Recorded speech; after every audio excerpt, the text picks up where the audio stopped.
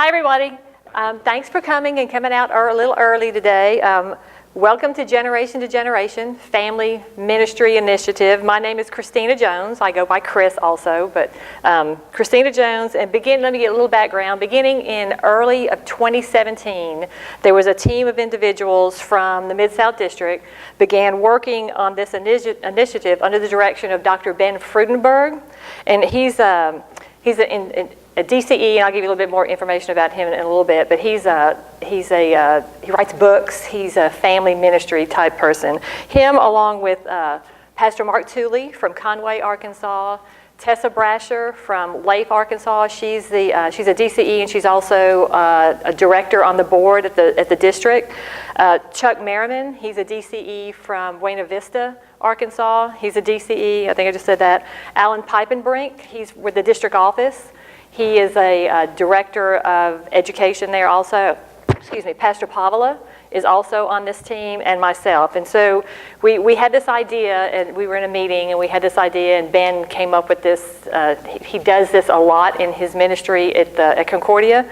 And so today I want to share with you the details that this initiative that the Mid-South is supporting, and we're hoping you guys will participate in that. This presentation that I'm going to go through was developed by Dr. Freudenberg, and there's this pilot team. When we do the presentation, we want to be consistent, so I will read a lot of the slides, and hopefully it's not too terribly boring for you, just so we give the same message and we don't go off on a tangent or something like that. The handout that I gave you is just a summary. It's a summary of the material I'm going over. You won't need to look at it or address it this point in time, but once we go through the presentation and then you look at it, you'll remember it. It'll kind of click. I want to start with a short video, and it's a little dated. It talks about a pop star, Lady Gaga. Well, she's not the big pop star anymore. It's Selena Gomez, and I don't even know who Selena Gomez is, but that's who it is now. And there's another mention of the video games, and it talks about Warcraft. And that's not a popular game, it's Fortnite. So, but it's the same concept. So let me get that started. It's a really quick, but it's still very applicable to today.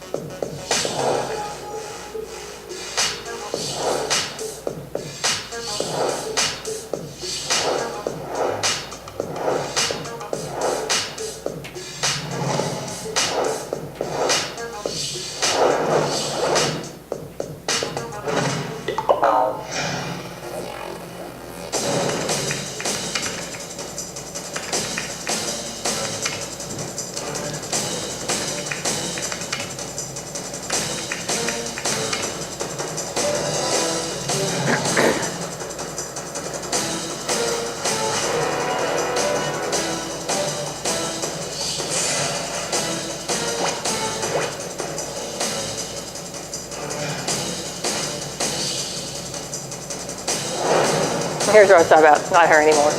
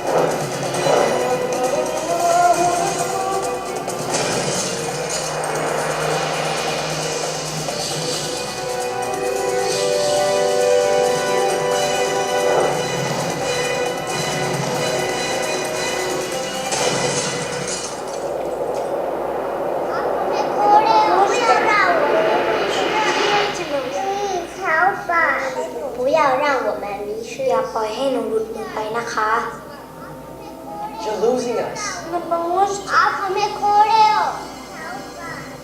You're losing us. Вы нам то поможете? 우리 잃어먹으면 안 돼. Не теряйте нас. Somos la esperanza de la iglesia. No nos pierdan. Don't lose us.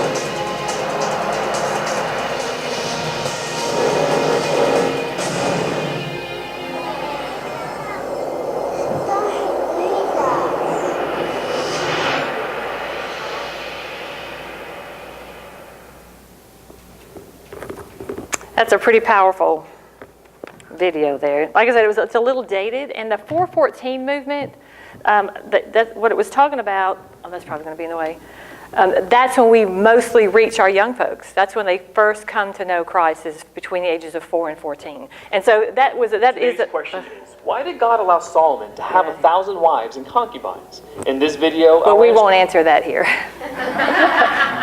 We'll let the pastor do that one.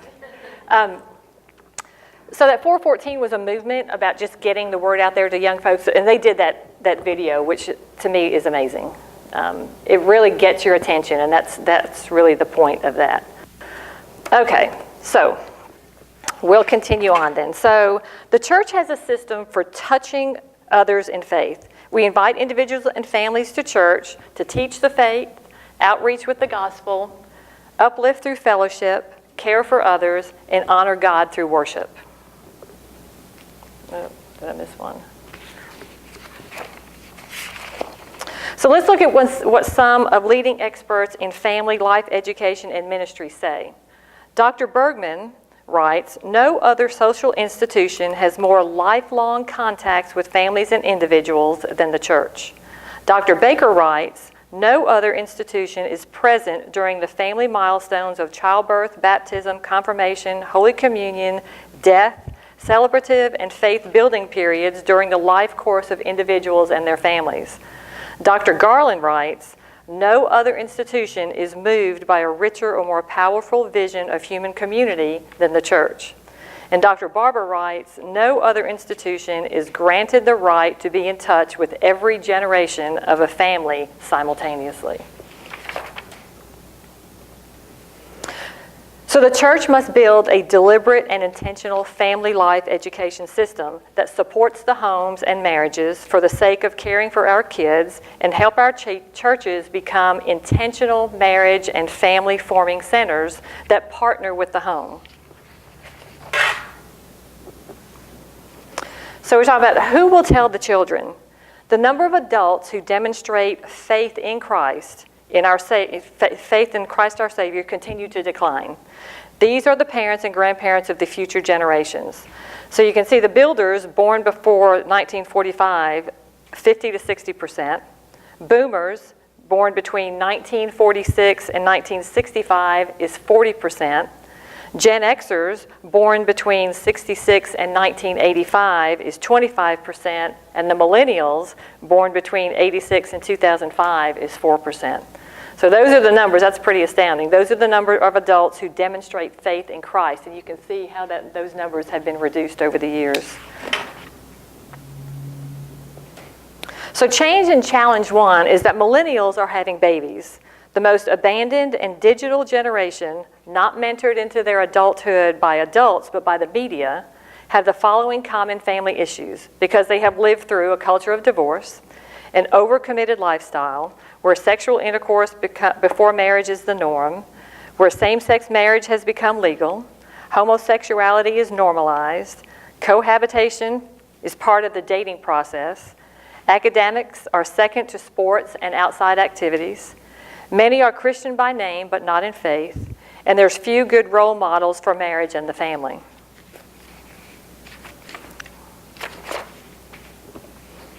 The second change and challenge is that the family structure has changed. When millennials and others think of family today, they think of the nuclear family, the cohabitating family, the single mother family, the single parent family, the step marriage family, the intergenerational family. The third change or challenge that we have is that step family living or the non-nuclear family is a growing norm. Change or challenge 4 is that children being born to a single mother family will outnumber children being born to a one mother and one father family.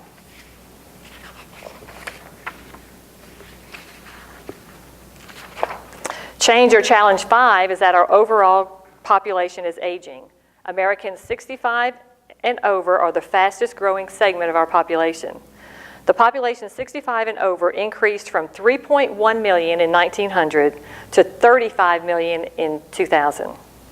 It increased another 18% from 2000 to 2011 and is projected to increase to almost 80 million in 2040, almost double that of 2011. It's been estimated that millennials will care for their aging parents longer than raising their children. So what's needed to win this generation and subsequent generations to follow Christ? This proposal for the Mid-South District Family Ministry Initiative is a partnership with Concordia Center for the Family on the campus of Concordia University, Ann Arbor. And joining Generation to Generation would commit your congregation to 7 training modules over a 2-year period. Generation to Generation Network is a series of training modules designed by Dr. Ben Frudenberg. He's the current director of the Concordia Center for the Family in Ann Arbor. He's a professor in family life ministry. He's a former church DCE of over 30 plus years, and he ministers to youth in Christian homes, and is the author of The Family Friendly Church.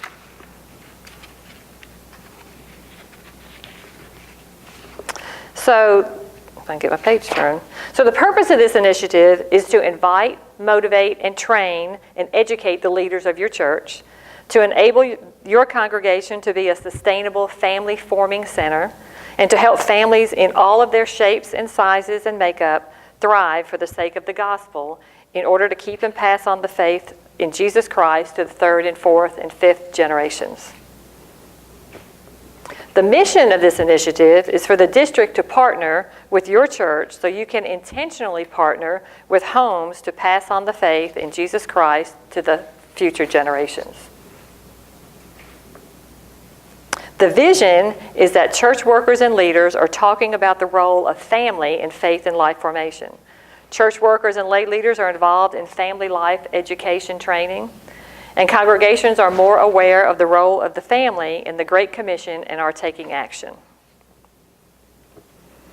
So due to this intentional district initiative, we kind of envision a couple of things. We envision that the congregations are finding joy in being a group of Christians who value both biblical marriages and families and are intentionally doing life together.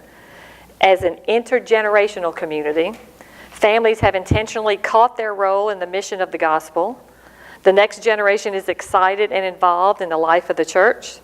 And churches are equipping parents to stand on Christian fundamentals of parenting and caring for families reflected by and within the church. So if your congregation joins this initiative, your family life team will be trained through this model, which consists of a network orientation, assessing the family needs, sharing the assessment results, the paradigm shift, marriage ministry, parenting ministry, and parents as faith in Christian influence or faith shapers. So those are the 7 training modules. The generation to generation training will help the pastor and his team go back to the congregation and equipped and trained with the resources to help the congregation do family ministry. So the first module, Module 1, which is the orientation, your leaders will be trained to lead the organizational orientation meeting in the congregation, identify where a family ministry fits into the congregation org chart, create a staff proposal for how family ministry fits into the organizational structure of the congregation. You'll pick a family ministry champions. You'll use free online classes and booklets on the why, what, and how of family ministry. And you'll begin planning your family ministry launch Sunday. So all that's in Module 1, orientation. And then in Module 2, the family ministry team will be trained to go back to your congregation with resources to administer the Family, Faith, and Life Survey.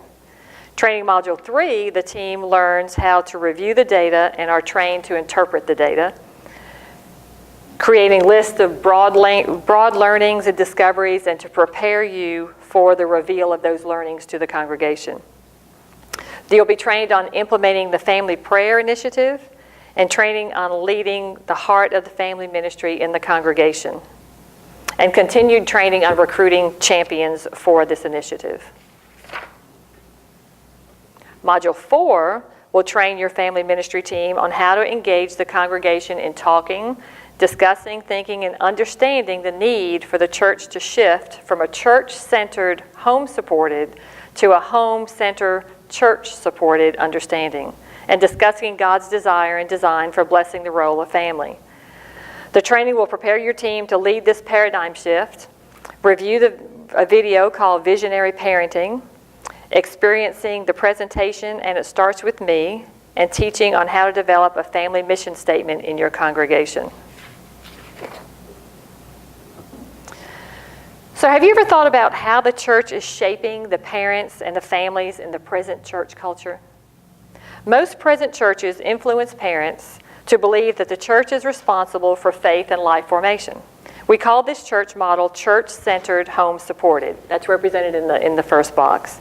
The church we've done a great job of teaching our families this concept. We've taught that it's exclusively up to the church to teach the children and teens about Jesus.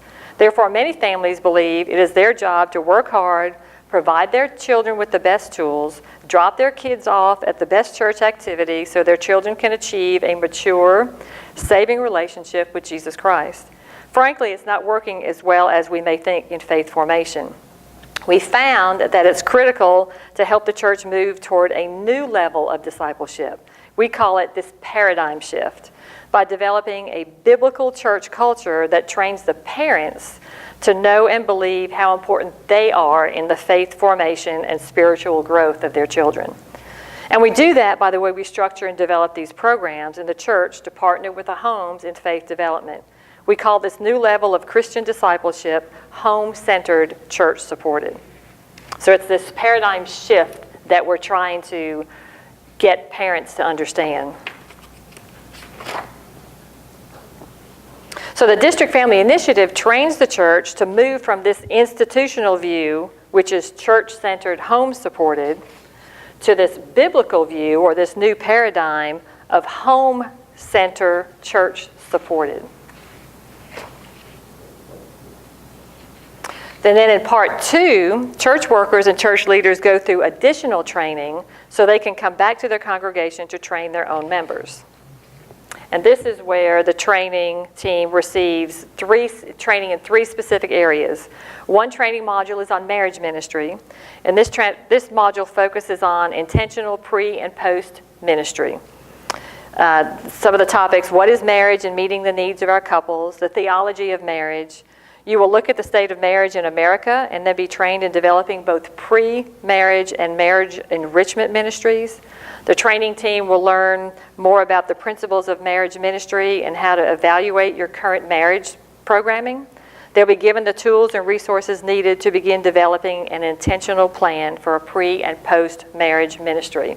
And this one, I always pause here and talk about this a little bit. We're so good about doing our pre-marriage counseling with our young folks that come in and things like that, and then I can't speak for you guys, but we do that. They get married. They may come back to church, on Sundays or as regular members, but we don't continue teaching them how to be in a biblical marriage. We don't teach them. We don't continue to follow up with them. I'm not saying you guys don't, but for the most part, we don't do that. And that's what a lot of this is about. It's like following everybody's faith walk continually through every aspect of their life. Because if we don't hang on to those folks that we're marrying, when they bring their kids on board, that's when we lose them.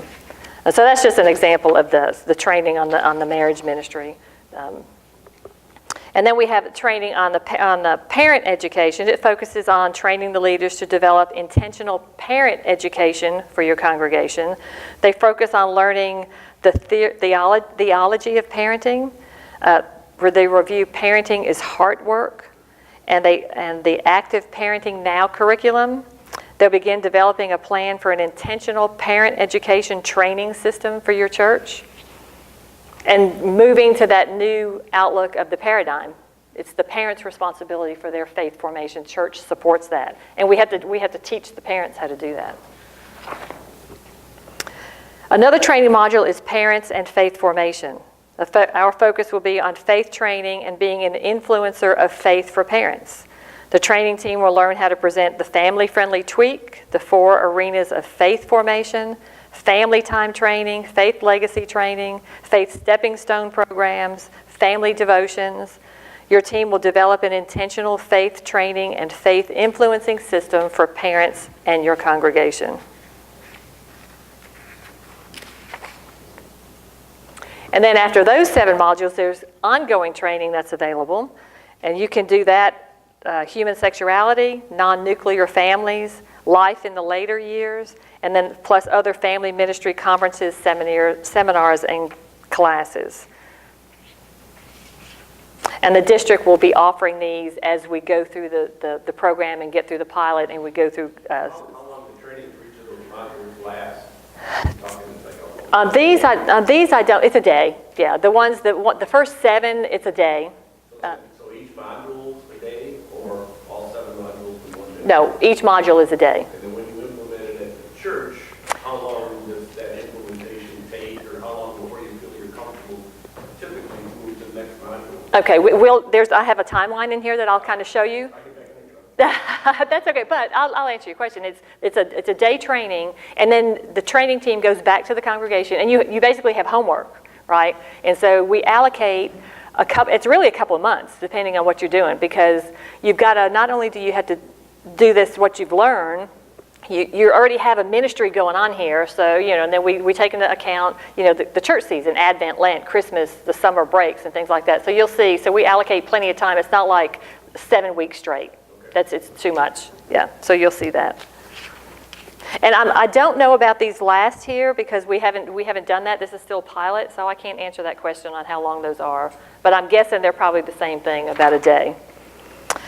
So the end result is that after 2 years of education and training, you'll have a framework for shaping congregational family-friendly attitude. You'll have training for marriage preparation and lifelong marriage enrichment, for lifespan parent education, partnering with homes in faith formation for children and youth, optional training in human sexuality formation, non-nuclear home support and training, and support and training for families with members in their later years. So all the training, it's a framework, and then when we were here earlier, we kind of explained it. You pick how you want to build this and do it. It's not a canned program. That's probably what my next slide says. If I can turn a page. Yeah, this is not a canned program, so it's not something that we give you and you follow it to the T. You customize it based on how you want it to work. So it's a deliberate philosophy and framework on which to hang the programs you choose to use and to build on your strengths through your unique ministry lens. And this is this family-friendly ministry lens. It's a ministry lens that will shape your vision, your mission, your goals, and your programming across all the ministry areas. And this generation uses a network concept, which includes, it's a group of congregations who wish to become intentional Christian marriage and family-forming centers, and each church decides to integrate building strong Christian homes and marriages into their mission and/or vision statements. So what does that mean? So it's a network of churches who host each other for workshops or the training modules. You support and encourage each other to stay the course and hold each other accountable. You share ideas and programs. And since you are partners in the network, you would be able to hear about the programs the other network churches and schools are working on and would have the opportunity to learn from them and use them. You'd have the opportunity to partner in delivering programs that meet common needs. Therefore, you could collaborate with network partner congregations on certain programs, dividing the work so it's not making it so hard for each congregation. So you would share that. So for example, I'll pause here. Hermitage Emmanuel is already agreed to be a part of this pilot. You guys are considering it. Chattanooga is considering it. And so that would be, if all three of those participate, that would be your network. So you would all be trained together, you, Hermitage, Chattanooga, if they decide to do it. So you'd all go to the same day of training, you'd all get the same homework, you'd all go away, and you'd customize and figure out how you want to implement what you're learning, but then you still have each other. And there's another thing, we've already been through 1 year of this with some congregations in the West, and they've already been through the first three modules. So we've learned a lot from them. So things that they've put together, they can already share also with the next network. So it's not like it's forging new ground. There's a lot of resources out there to use. So if you agree to participate in the Family Life Initiative, the pastor would recruit a family ministry core team, which consists of about 5 to 7 people. They can be called or contracted staff or members of the congregation. The core team would come to be trained at the training sessions. And at the first training sessions, you'd get more detailed information about the team's role and function. And before the first training module, the senior pastor would recruit the members, a team leader, a family life needs assessment member, a person to lead the shift toward the family center paradigm, a champion for marriage, a champion for parenting, a champion for faith formation. They could all be the same person. You don't have to think that you've got you need 7 different people. It'd be a lot for one person to do, but if it's, for example, if I was the parenting lead, I don't have to go to all the other trainings. I would just go to the parenting training module. So it's not like you're signing up each person to go to 7 different modules. So now if I was a parenting and the marriage champion, then I would go to both of those. And it's probably reasonable to say you could do more than one. Probably couldn't do all 7. And it's not on the pastor. So that's why you would need a team leader a go-to person besides the pastor. And so I think that one is important. And that team leader would most likely go to all 7 of them. Okay, so that's how that training piece works. So what does this cost? It's $2,000 as a one-time payment or 2 yearly payments of $1,000 due on the dates agreed upon of each year. And this includes the 7 training modules, travel and expenses for the presenters. Because you guys would be part of the pilot, Ben Frudenberg would be the one doing the training. Once we get through these 2 years of pilot, then the district office will have staff that does the training, which would probably be our pilot team. So if you get in on the pilot part, Ben's the one doing the training, and he's amazing. So that would be his travel expense. A digital family-friendly church kit. You get a digital church planning binder, participant workbook for the congregations to print for each team, faith and life survey by congregation and family services, guest speakers and congregational resources. And then additional costs, it says congregation provides housing and food for one event and travel for your team to network events. So the training for centralized for this region, or this network is what we call it, is going to be in Hermitage. Hermitage has agreed to host because they're kind of sort of central for someone coming in from Chattanooga, and you guys could ride over there. So your expense would be if you're going to pay your congregation members mileage or something to go. That's up to you guys to do that. And you may end up hosting an event here. Depends on what the network decides to do as a group. And so that would be an expense to some extent there. So here's the proposed schedule. So this is kind of what it looks like. So August through December of this year, we're launching. We're going to the different churches doing the presentation. January 19, the Module 1 orientation is scheduled for January 19th at Emmanuel. That's a Saturday, and it's like 9 to 4, something like that. It's a good day. And then you see Module 2 doesn't start until April or May. So you've got 3 months, right, to figure out what Module 1 has trained you to do, get your congregation up to speed on Module 1. The Module 2 is April, May. August, September is when you have this Sunday family ministry launch, and you launch this family survey. And then September, you're doing the assessment. So you can see there's kind of a big break in there. You got summer in there, so we kind of know people are gone, and so we kind of schedule it that way. November, we have Module 3. That's the reveal of the assessment. November, December, you're presenting the results to the congregation. So then January of 2020 is when you do Module 4, the paradigm shift. May, June timeframe, Module 5, marriage module. September, October, Module 6, parenting.